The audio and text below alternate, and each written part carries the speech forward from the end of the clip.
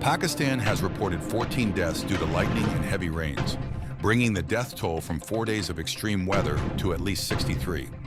The majority of the deaths were reported in Khyber Pakhtunkwa province, where 32 people were killed, including 15 children and 5 women. Dozens more were injured in the northwest, where 1,370 houses were damaged.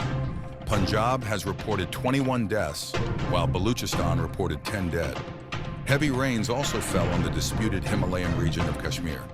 Pakistan is experiencing heavier rain in April due to climate change.